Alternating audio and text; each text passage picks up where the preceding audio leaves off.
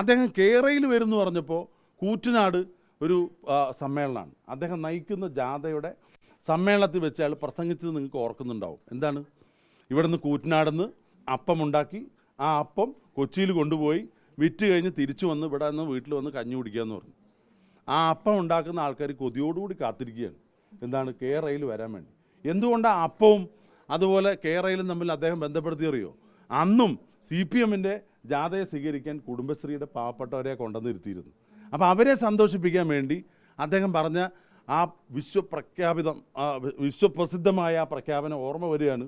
എന്താണ്? കൂറ്റനാടെന്ന് അപ്പം എടുക്കുക, അപ്പം തലയിലേറ്റ് വയ്ക്കുക, ഇവിടെ കേരളയിൽ കയറുക, നേരെ കൊണ്ട് എറണാകുളത്ത് അത് വിൽക്കുക, തിരിച്ചു വരിക, അപ്പോഴേക്കും രാവിലെ 9 മണിക്ക് കഞ്ഞി കുടിക്കാനുള്ള സമയമായി.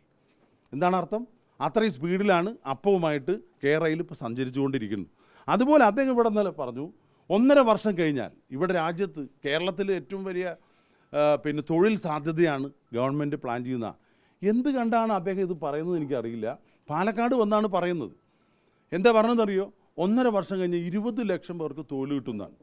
1.5 വർഷം കഴിഞ്ഞാൽ 20 ലക്ഷം പേർക്ക് തൊഴിൽ കിട്ടുമെന്ന് പറഞ്ഞാൽ എന്താണ് ഇതിൻ്റെ പിന്നിലുള്ളതെന്ന് അറിയുന്നില്ല. അപ്പോൾ ഈ 20 ലക്ഷം പേർക്ക് തൊഴിൽ കൊടുക്കാനുള്ള പദ്ധതി എന്താണെന്ന് അദ്ദേഹം ഒന്ന് പറയണം. 1.5 വർഷം കഴിഞ്ഞാൽ ഗവൺമെൻറ് അദ്ദേഹത്തിൻ്റെ അല്ല എന്നുള്ള ഉറപ്പിൻ്റെ പേരിലാണ് 20 ലക്ഷം പേർക്ക് തൊഴിൽ കൊടുക്കുന്നു വെച്ചാൽ അതിനെ സ്വാഗതം ചെയ്യാം. ഇനി 1.5 വർഷം കഴിഞ്ഞാൽ ആരാ ഗവൺമെൻറ്? ഇദ്ദേഹത്തിന് എന്താ ദിവ്യദൃഷ്ടി ഉണ്ടോ? അപ്പോൾ മലർപ്പൊടിക്കാരൻ്റെ പ്രഖ്യാപനങ്ങൾ പോലെ കുറേ സ്വപ്നജീവികളെ സൃഷ്ടിക്കലാണ് അദ്ദേഹത്തിൻ്റെ ഈ പ്രഖ്യാപനം വഴി. തെളിയിക്കാൻ തയ്യാറാകണം CPMൻ്റെ സംസ്ഥാന സെക്രട്ടറി. ആരാണ് വികസന വിരോധികൾ? ഈ പാലക്കാടിൻ്റെ മണ്ണിൽ നിന്ന് പ്രസംഗിച്ചല്ലോ. ഈ മലബാർ ഡിസ്റ്റിലറീസ് ഈ കഴിഞ്ഞ വർഷക്കാലമായി 9 വർഷക്കാലമായി അത് തിണ്ണനിറങ്ങിക്കൊണ്ടിരിക്കുകയാണ്. ഇന്ന് വരെ ഒരു ബോട്ടിൽ പോലും ഇവിടെ നിന്ന് കൊണ്ടുപോയിട്ടില്ല. ഇപ്പം ആകെ ഇവർക്ക് കിട്ടുന്ന വരുമാനം എന്തറിയോ? എക്സൈസുകാരും ബീവറേജ് കോർപ്പറേഷൻകാരും ചെയ്യുന്ന ഉദാര മനസ്ഥിതിയാണ്. എന്താണ് അവരുടെ ഉദാര മനസ്ഥിതി? ഇവിടുത്തെ പഴയ വെയർ ഹൗസ് അവർ സ്റ്റോക്ക് ചെയ്യാൻ വേണ്ടി ഉപയോഗിക്കുന്നുണ്ട്. 5 ലക്ഷം റുപ്യ വാടക കൊടുക്കുന്നുണ്ട്. അതുകൊണ്ടാണ് ഇവിടുത്തെ ജീവനക്കാർ മുന്നോട്ട് പോകുന്നത്. നിങ്ങൾ ആലോചിക്കണം, സർക്കാരിൻ്റെ ഒരു ഉടമസ്ഥതയിലുള്ള കമ്പനിയുടെ സ്ഥിതി ഇതാണ്. അങ്ങനെയുള്ള ഒരു കമ്പനിയെ പുനരുജ്ജീവിപ്പിക്കാനെടുത്ത തീരുമാനം 25 കോടി രൂപ ചെലവഴിച്ച് നിർമ്മിച്ച് ഇവിടെ പുതിയ ബ്രാൻഡി. ഇനി നമ്മുടെ എക്സൈസ് വകുപ്പ് മന്ത്രിയാണ്. അദ്ദേഹം എന്താ പറഞ്ഞറിയോ? അദ്ദേഹം പറഞ്ഞത് കേരളത്തിൽ ഒരു പുതിയ ബ്രാൻഡ് കൊണ്ടുവരാൻ തീരുമാനിച്ചു. എപ്പോഴാണ് പറഞ്ഞറിയോ? 2024 ജനുവരി 1-ാം തീയതി ഒരു നവവത്സരമായിട്ടുള്ള സമ്മാനം, പുതുവത്സര സമ്മാനം ആയിട്ട് അദ്ദേഹം പ്രഖ്യാപിച്ചു.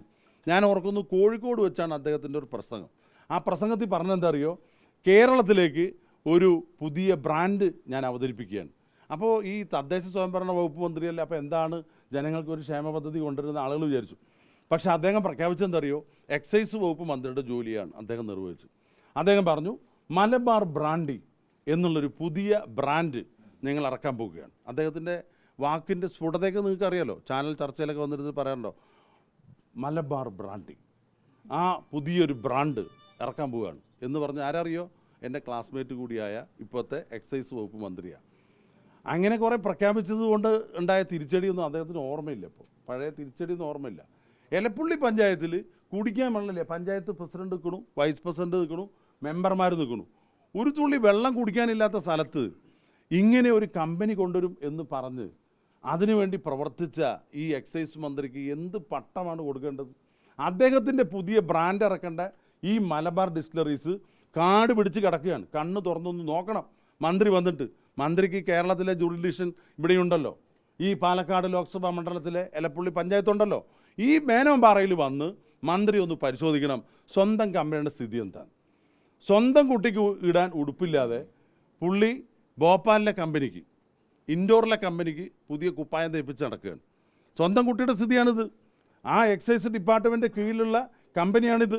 ഒരു കുപ്പി ബ്രാൻഡ് പുതിയത് ഇറക്കാൻ പറ്റിയിട്ടില്ല.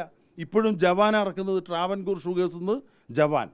ആ ജവാന്മാർ അവരെ അപമാനിക്കുകയാണ് ഈ ഗവൺമെൻറ്. അത് രണ്ടാമത്തെ കാര്യം. അപ്പോൾ ആ ചിറ്റൂർ ഷുഗേഴ്സ് പൂട്ടിയെടുത്ത് മലബാർ ഡിസ്റ്റിലറി തുടങ്ങുമെന്ന് പറഞ്ഞെടുത്ത് ഒരു കുപ്പി പോലും ഉൽപ്പാദിപ്പിക്കാൻ കഴിയാതെ സർക്കാരിന് ലാഭം ഉണ്ടാവും. ഇവിടുത്തെ ബോട്ട്ലിംഗ് പ്ലാന്റ് എന്ന് വെച്ചാൽ എന്താ? സർക്കാരിനാണ് ലക്ഷക്കണക്കിന് രൂപ വരുമാനം ഉണ്ടാവുക. ആ സർക്കാരിൻ്റെ വരുമാനം ഉണ്ടാക്കാൻ കഴിയാതെ ഇൻഡോറുകാരനായിട്ടുള്ള ഒരു പ്രൈവറ്റ് കുത്തക കമ്പനിക്ക് ലാഭം ഉണ്ടാക്കാൻ ഇറങ്ങി തിരിച്ച രാജേഷ് ഇതിൽ അഴിമതി കാണിച്ചിട്ടില്ല എന്ന് പറയാൻ പറ്റുമോ?